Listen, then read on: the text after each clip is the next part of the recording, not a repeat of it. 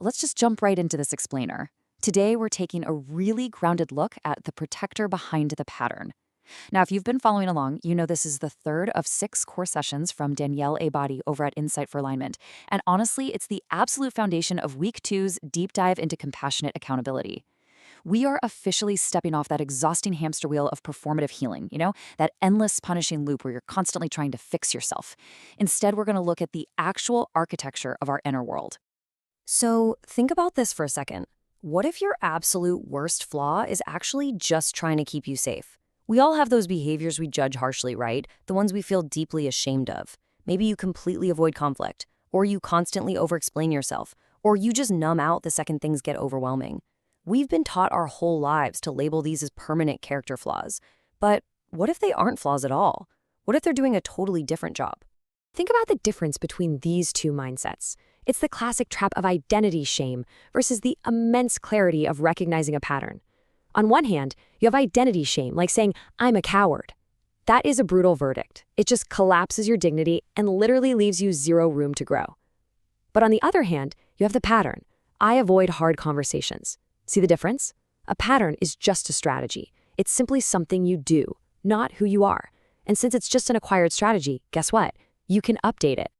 When we finally stop attacking our identity, we realize these perceived flaws are really just areas of ourselves that are simply not yet fully developed.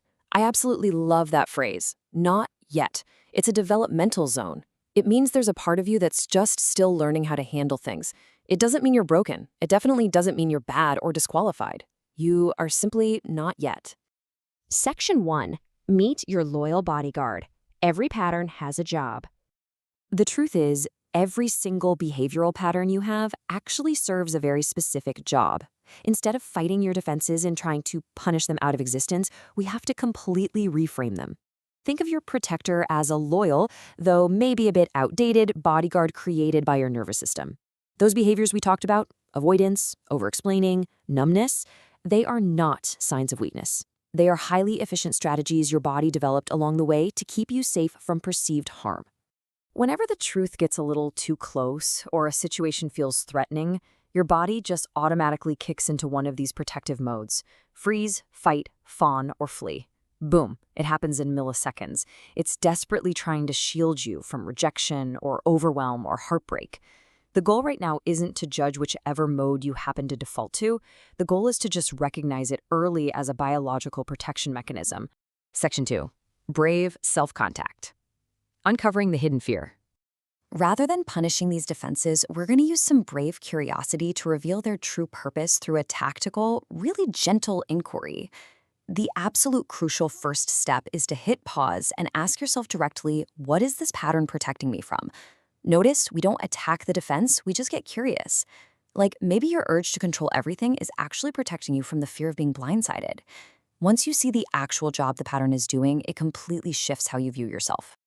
Next, we take it a layer deeper and ask, what does this part of me fear would happen if I stopped protecting myself this way? This is huge. By asking this, you're acknowledging a profound truth. When a fear remains unnamed, it secretly drives your actions from the backseat. If you drop the perfectionism, do you secretly fear you won't be loved? When fear is unnamed, it runs the show. But the second you name it and bring it into the light, it begins to soften and lose its grip. Then, we ask this beautiful third question. What does it need from me that it hasn't received? Once that hidden fear is finally named, it naturally begins to soften. This allows you to discover what your nervous system actually needs to feel safe right in this moment. Maybe that frightened part of you just needs a boundary, or a deep breath, or maybe it just needs to know that you aren't going to abandon it. To really lock this understanding in, you have to practice a radically kind shift. Try literally saying this directly to your defense mechanism. Thank you for trying to protect me. By validating your protector's intent instead of attacking it, you build incredible internal safety. You're basically telling your nervous system, hey, I see you working so hard to keep us safe, and I appreciate it, but I'm in charge now and we can choose a totally different way. Section 3. Truth with tenderness. The cost of the pattern. Compassion is absolutely the foundation, but accountability is how we actually drive change. We have to be brutally honest about what this behavior is doing to our lives. Avoidance is a quiet architect that designs your life right from the back seat. Sure, it might be keeping you safe from immediate discomfort, but if we leave that pattern unchallenged, the hidden cost is massive. It costs us deep connections, it costs us our inner peace, and ultimately our integrity. We have to be willing to look directly at that cost without flinching. Section 4. Compassionate Accountability. Integration in Action. Now, this is the framework that lets you take true ownership without spiraling into a pit of self-hatred. It's a highly structured, dignity-protecting 4-line script for taking responsibility, and you can honestly use it every single day.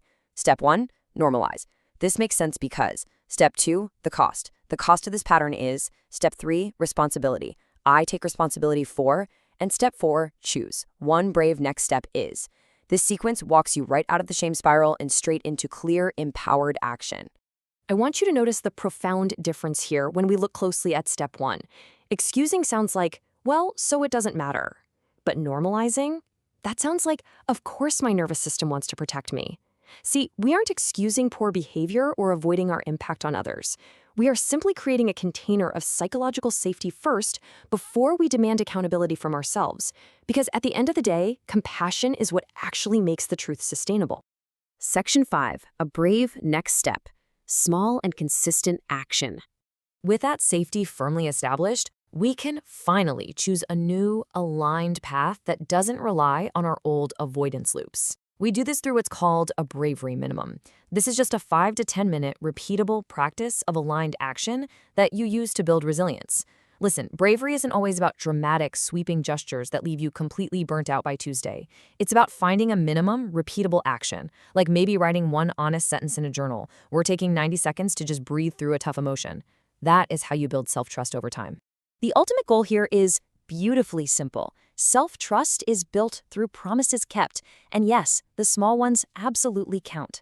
When you catch your protective pattern early, when you actually hit pause and execute your bravery minimum, you are actively proving to your nervous system that you won't abandon yourself. And that consistency, that is exactly where real inner strength comes from.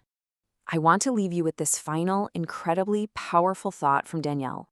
I will not punish myself into becoming. I will practice my way there. Just let that sink in for a second. Your inherent value is already settled. You literally do not have to attack your own identity to grow. So knowing that your dignity is perfectly intact and your protectors really just want you to be safe, what small, brave step will you practice today?